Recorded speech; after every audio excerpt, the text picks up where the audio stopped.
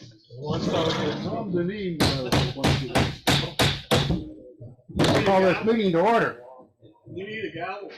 Yeah, I'll be coming up in a challenge. That'd be a good challenge. The gavel. Let me begin with an apology on we're starting a little bit late, and we got people that are joining us as I'm speaking here. When I transitioned my secretary job to Tom Wenzel, I mistakenly identified last month's Zoom meeting. So some of you who are struggling to get into the December meeting, you're not going to find anybody there. I'm not going to hear you either because they're Not there, yeah. Yeah. Anyhow, those of you who landed here, welcome, beginning of the new year, and my first turn here at the presidency, and let's hope I can fake my way through this. Got a couple of items here. First one, is Chuck Quick here? I asked just because he's the only new member I have listed. I'd like to, maybe he's out there in Zoom. We have a new member, he's from Lidditz nearby here, Chuck Quick, K-R-I-C-K. There's a number of new faces in the audience tonight, so I really can't identify you by name, but welcome, and I hope we get a good meeting here and get you to come back again and become regular attendees right here in New Holland.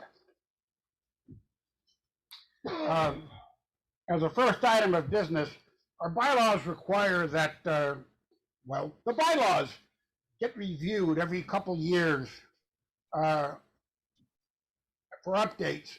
And I have a copy of them here, not that anybody's going to pay attention to that, but they do need updating mainly to accommodate the fact that we are, I think more than half of our members now are never part of a physical quorum.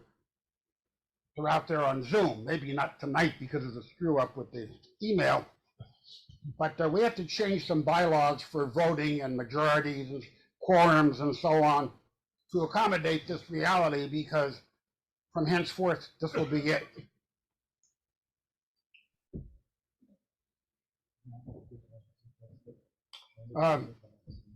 Related to the bylaws, John, you may want to speak to this on creating an AV, audiovisual officer.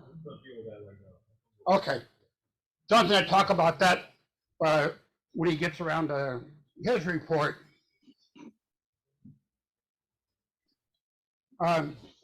We have had an invitation to set up to compete for setting up a display at the Lancaster Amtrak station.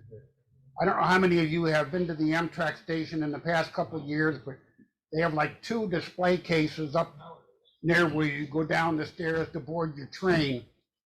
And they've put an invitation out, and is Junker signed on?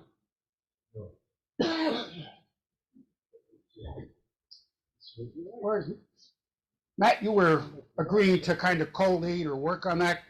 You want to say anything about that? Just that you come up or down here. You got to come up. Come on down.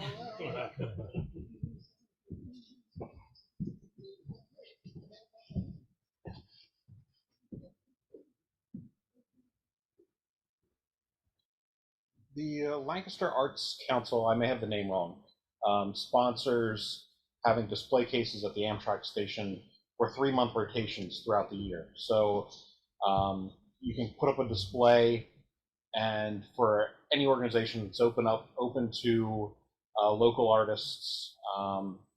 And when I was working for the North Museum, we had a display case there and got a lot of folks that come to the train station to see our different collections. So Mike Junker has submitted an application for us to have items on display, and we'll keep our fingers crossed, and hopefully we'll get something for this year. So we don't have to do anything. Not yet. Hopefully we'll have items to display. Hopefully you'll already have some precious pieces you don't mind getting out of your Hall of Fame at your home, and we can put them in the display case should we get picked, and you can have it all back after after the schedule runs its course. Do they have to be ours, or can they be pieces by other artists? Hopefully they will be members with us. Yeah, the challenges for 2023, a listing came out to you. Matt, you probably don't have to come down, but Matt and I talked about it. This year's challenges may be a little bit more dynamic in that by people sending in ideas or Matt having some idle shower time moment that he thinks of a great challenge. The list may change, but it won't be changed like with only 2 weeks notice. So just be mindful of our list of challenges as they might change. And Mike Junkerth has posted the current list of challenges on our website, so you can look in there and see what challenge is coming up. Barry, can I shout out the next 2 months challenges? Yeah. You thought of the what? You'll have to. Just the new challenges for February and March. February is jewelry, create an object of wearable art. And March is going to be mallet madness. Mallets are particularly useful shop-made tools for woodturners, so you can turn a mallet you can use in your shop, or even better, turn a couple and swap gear with other members. Okay, so February will be wearable art, and March will be mallet. M-A-L-L-E-T-S, not I-C-E. He's a straight face. Actually, a gavel challenge. Well, you can wield a mallet with malice. I understand that. But, I need a higher stand here, but Doug has compromised my lectern, a Powermatic lectern for his demo tonight. So I have to keep. That's okay, Doug. Oh. Thank you. I'll knight you later on.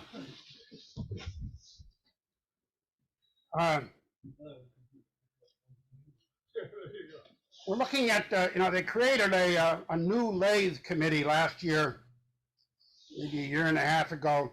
We have since got the new lathe.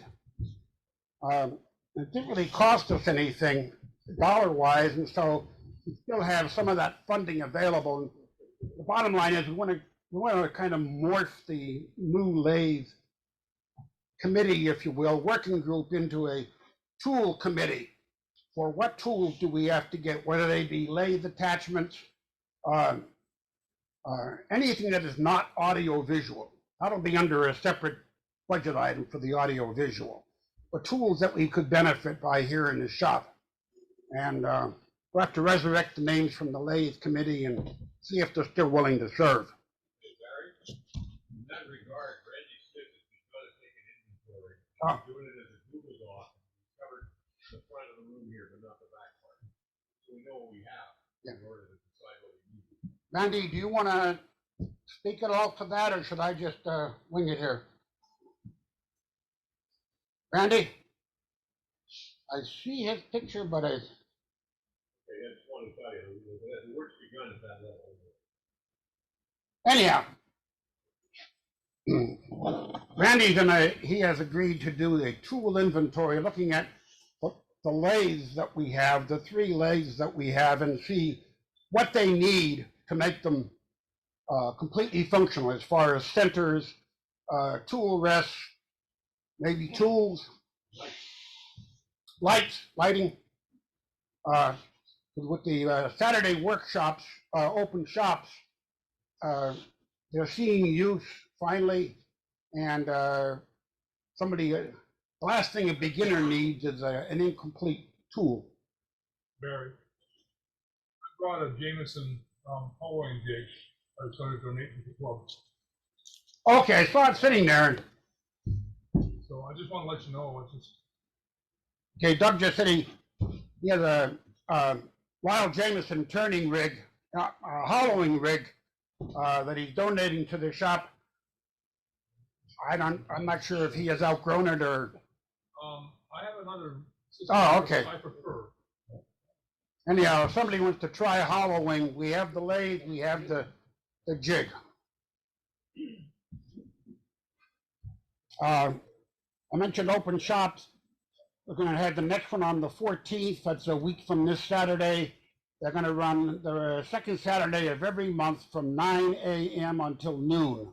So drop by whether you want to show something, how to do something, or you want to learn how to do something.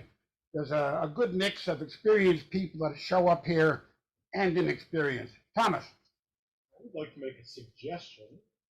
Make it loud. I would like to make a suggestion Okay. that people who want to learn things should put forth what they want to learn in advance of the month's get together so that people who know those things can make themselves available to teach those things to those people who would like to learn those things that they would like to learn. Thomas has put forward a suggestion that people who want to learn a particular thing should communicate that desire before the workshop so that maybe it can be read by somebody who could show them that but might not otherwise show up without. And so that they're prepared with the tools that need to be and so had to bring the tools that are required to demonstrate that will be on hand then. Pairing up need and supply.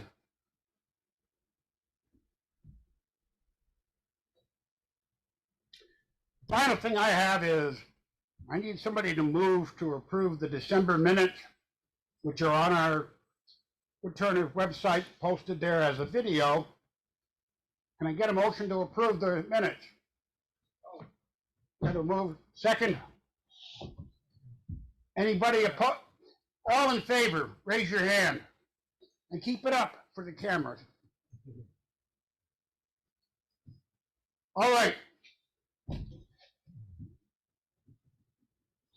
Our Vice President, do you have anything been in the way of upcoming demos or?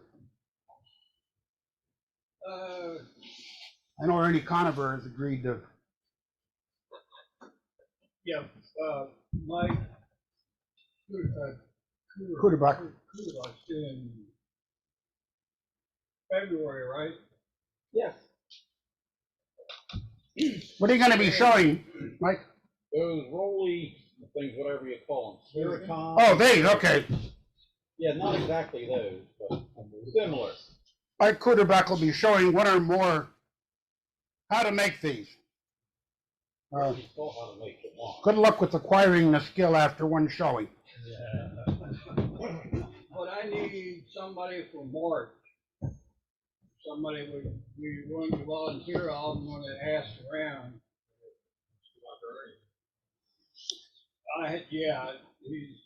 I'll talk to him. Henry, you have a look on your face like you'd like to do a demonstration in March. I don't know about that. Oh, I thought you had a look of interest on your face there. Don't get me excited here. I thought maybe Thomas, are you going to volunteer for March? I will march out of here voluntarily. I can't think of something that I have that anyone would be interested in, but maybe. Give me till February to figure it out. Okay. Maybe April. How about you put me down for April? I think you have something. Well, Okay, no, I'll get back to you. all right. Okay. Thomas, do you have any, just Thomas over here. Secretary, do you have anything new since the email came out? Okay. So we arrive at our treasurer and Zoom host, John Kelsey. Can you see me on that screen? The floor is yours. I will. If you want to spotlight me first, and then I'll remove this. Yeah, okay. I'm speaking from a microphone that's a couple of feet away, but I think it'll work. First of all, I wanted to give you the dues report. We have 100 members on the list now, and 79 have renewed. So there's 21 members who have not renewed. This is probably too close. Is it? Yeah, a little distance there. And anybody who is here tonight who'd like to renew with a cash or check, please see me before you leave tonight. Anybody out there in Zoom land who would like to join or renew, You can send dues to me, $30 for the calendar year by PayPal, or you can mail it to my home address, which is in emails that are coming to you all the time, or you can give us cash or a check right here at any LAW event. Okay, now I have a budget report, and I'm going to switch, put on button 4 there, over. Yeah, you got to take the spotlight off me, maybe, I don't know.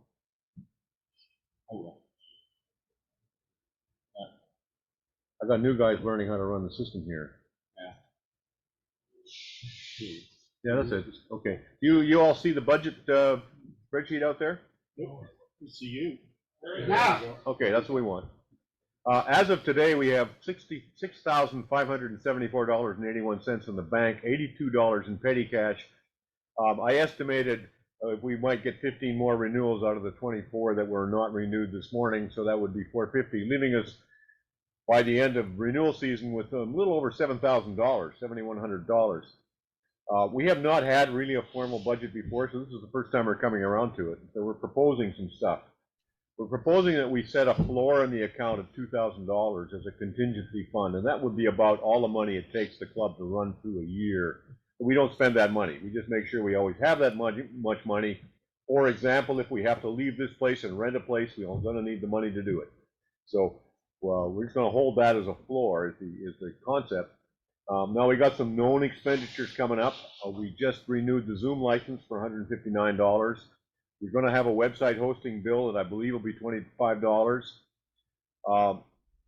We're going to have a $200 bill to the AAW for the group insurance that covers people turning in this space as long as they're club members. We're going to have a club picnic for $150. That's what it cost us last year. And we are now proposing, since we enjoy this space, courtesy of the Kaufman family that owns this facility, if we paid them a monthly rent that we could afford, it wouldn't be a fraction of their electric bill in this place. So what we've offered to do instead is make a donation to a local charity of the Kaufman family's choice. And Kyle has said he'd like us to go to what it's called, keep writing it down and losing it. CrossNet. Say it again? CrossNet. CrossNet. It's a local New Holland charity that takes care of homeless people. Yeah. And so we're proposing to give them $1,000 in lieu of 1 year's rent for 2023 in the name of Kaufman Kitchens and the club. I move we do that. I need a second for that motion. second, You second? All those in favor? Can we see out there in the Zoom? Is there a whole lot of people in favor? Yeah. Anybody opposed? Anybody want to discuss that or argue with it before we nail it down? Okay. I have a question. Yeah. With having the open shop Saturday, do we carry or do we need to carry liability insurance? We have a policy that we take to the American Association of Woodturners that covers any club member attending a club event. So that is our liability insurance on that. Whether or not they're an AAW member, correct? I'm sorry? Whether or not they're an AAW member. Right, they have to be a club member, not necessarily an AAW member. The officers of the club need to be AAW members for that to be enforced, and we are. But club members, although we encourage you to join AAW, you don't have to do it. You get a fabulous magazine, you get a whole lot of online stuff if you do join, and we leave that between you and the AAW to work out. I've been a member for many years, and I found it very valuable. But anyway, we do have insurance, and that's how we get it. Let's see. And the other budget item that I'm proposing is a $450 AV upgrade. We could use a little bit better gear here to know what the cameras are looking at. We'll probably not spend $450, but we're asking for your permission to spend that for the year on the AV system. Can I have a motion to that effect? Can I ask a question? Yes. Do you know what the balance of the lathe fund currently is? I would have to dig in to find what that balance is. It went into the general fund when that lathe showed up. So it's part of this $7 grand. It's part of the $7 grand. Okay, so I want to be mindful of that because I do think that should shift to a tool fund and not just be general use fund. Well, I'm going to come to that in just a second. Okay. Yeah. I guess I want to settle this AV stuff, and then we'll talk about the remaining money. I'll motion to buy the AV stuff. You're okay with us spending up to 450 this year on Navy upgrades? Any other questions on that or discussion? That's a motion. We got a second? Second. All those in favor? Okay, anybody opposed? Okay. With all that done, the club is left with about $3,000 that is unassigned and allocated for. We do not generally pay demonstrators in this club. We generally fund produce our own demonstrations from our own membership, but we could. I'm not so much in favor of that because every big name demonstrator is available there online pretty much anytime anyhow, but if you guys want to do it, bring it on. I think the main thing we need to do is equip these lathes. And I'm thinking that the lathe committee or the equipment committee should take that $3,000 as their ceiling and figure out how we should spend it. And you don't have to spend all of it, but what do we need to do to make these into 4 good workstations that people can actually turn at? I don't know the answer to that. I'm handing that back to Barry and whoever was on the lathe committee to come together. But I think that's the answer to your question, Thomas. The residual from the lathe fund plus what's in the treasury after our obligations needs to go to equipment. And that leaves us with enough cushion in the fund if we were to come along later in the year and organize a trip or we had to pay for a van or something, we would be able to do that. Yeah. I guess I'd just like to hear from others in the room or online how people feel about occasionally having an outside demonstrator, which might have to be paid for, as a way of, keeping our work vibrant and interesting and different and whatever. Because there are demonstrators who are back to traveling, and I personally find it very helpful to have a well-seasoned professional turner come in and teach me some stuff. But I may be the only one. What's usually the cost range for something like that? I have Between $350 and $450, and if you share them with other clubs and can get their travel down, it's it can be about that. That's the cost of doing the job. But you have to also pay the travel, correct? Yeah, but that we could work out with other clubs, right? Fortunately, we have a bunch of clubs in the local area, and traveling from club to club isn't that hard. I just don't even know if people here are interested in it, so I just wanted to raise it as an issue to see if people had interest in it, because we've never really, in the time I've been a member here, we don't talk about it. So how many people are interested? Raise your hand. I would be interested. Well, you're the vice president. You can organize it.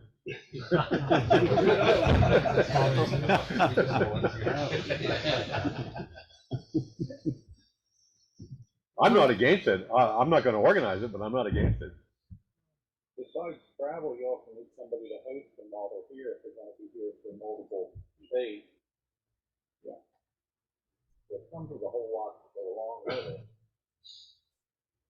And the AAW used to have a list of demonstrators who were going around and The real difference between before and after the pandemic is we've gotten so used to being on Zoom that everybody's got their Zoom things on. So for me, the question is, what does a live demonstration do for you that the video demonstrations don't? I know that there's question and answers, which is question and answer sessions and stuff like that, which is fine, but even those can be done on Zoom. So I'm not against it. It's just like, are you posing that question and you'd like an answer to it? Yes. Okay. So from my perspective, chips flying is much more fun in presence than in Zoom. I don't watch any Zoom demonstrations because I don't think you can learn much about tool position. You can't learn much about body movement. The things that really make the difference between good work and mediocre work are those mechanics that you almost never learn on Zoom. I also think you meet people in the community. You learn who the turners are that are artists on the front end of our craft. They become mentors. You build relationships with them. I think there's stuff there that you would never do by hiring Cindy Drozda to do a Zoom demo. But if Cindy was here in person and you took her out for dinner and you had her live in your house, I mean, I think there are some advantages that build community. And in this post-Zoom world, community is desperately needed. I found it very advantageous to my own turning and my own life outside of turning, but that's just my answer. What you described of going out for dinner and everything, though, doesn't really cover the actual presentation. That's what the executive gets to do after the No, but demonstration is over. you ask questions that you wouldn't ask in a Zoom demonstration. You can get hands-on answers. You can, I don't know, what do people find, what do other people who've seen live demos find interesting about them or different? I don't know.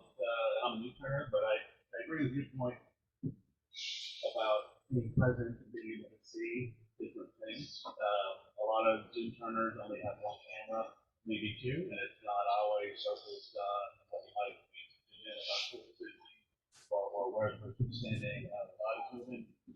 So just being able to move myself around and see what they're doing is helpful. And that's one of the reasons that the pub, I think, put together these once a month internal meetings on Saturday morning, so that the people who were new and wanted to learn more about it could get a hands-on, which is again, we had Ernie Conover here as a demonstrator a number of years ago. One day he gave a demonstration, the other day he gave a lesson. We had 8 ladies around the room where everybody was turning under Ernie's supervision, which is a different question now. So if you wanted to do something along that line, I can understand what you're saying. Half-day workshops or whatever. I think anything's possible that people want. I just don't know if people want it. Yeah. That was why I posed the question. I think, Tom, I think I was going to bring the same thing up about Ernie's visit. You know, compared to the Ellsworth visit out in York, where he did an outstanding demo up in front of the crowd. When Ernie came in and you could ask him questions, those of us that wanted to, you know, be better with the skew, Ernie sat there and said, this is what you're doing wrong. Bring your elbow up, bring your elbow down, use the toe this way and that. You know, I think that those are the questions we need to ask about bringing someone in. You bring Cindy in and she sits up front and she does the demo. We're not all going to be able to see it as well. Anyway, it's almost the same as having 1 or 2 cameras, because there'll be cameras showing on the screen you guys are looking at right now. It would be the time we would hope that you may be able to jump on a lathe and she could say, try it this way, try it that way. I'd be up for that. And the other question we haven't asked is, you know, charging admission for it. What are the thoughts there? Because as with the Ernie Conover coming in the first day, I don't remember exactly the numbers, but the one-on-one for the second day was, I think, $40 or $50 a head, and it was limited to, I believe, 8 people. So those are the things we have to think through. I guess it was to say there's, 18, 19 people who came out to watch a live demo rather than sit home and watch this on a TV screen. So why are you here? You know, that's the value of having somebody come out and demo. I agree with that.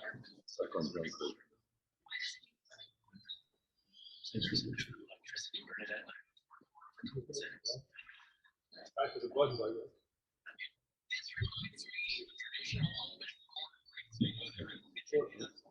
Someone trying to talk? I agree with Mike. I thought that the live demonstrations were valuable. I think it is important that you have part of the day or maybe the next day where you have a session where people can come in, pay a little extra and get some hands-on help directly from the demo person. And I see that you need to charge something for people to come so you can guarantee they're going to show up. And my question is, how many people can you get in that room right there? We can get twice the number we have in here now. We got 22 in here right now.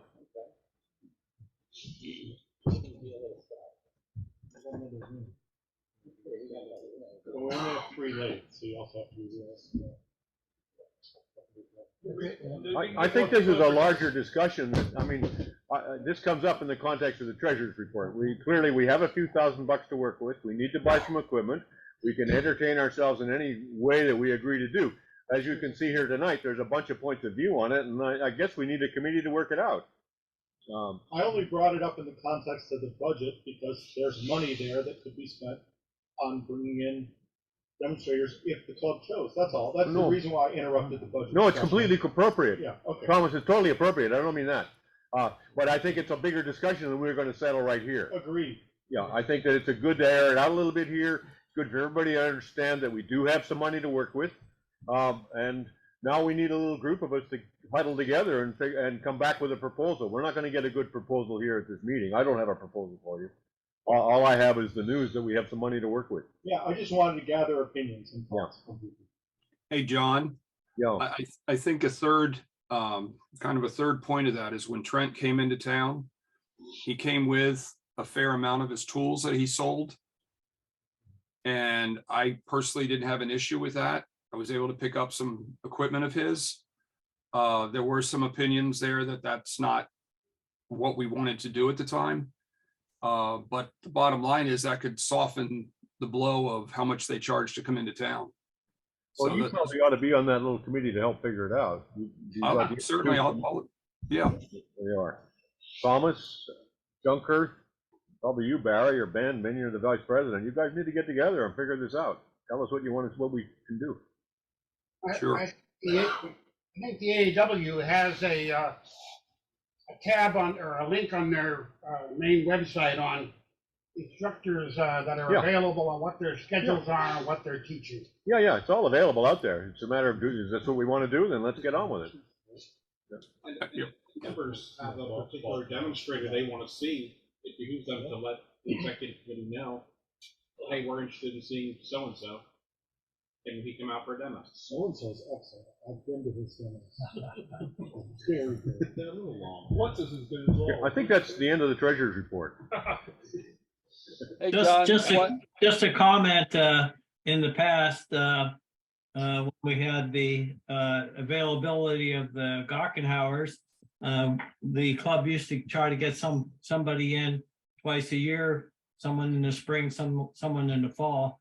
Maybe the goal for this year is to just get one person to come in to kind of get a feeling for what's going on. Thank you.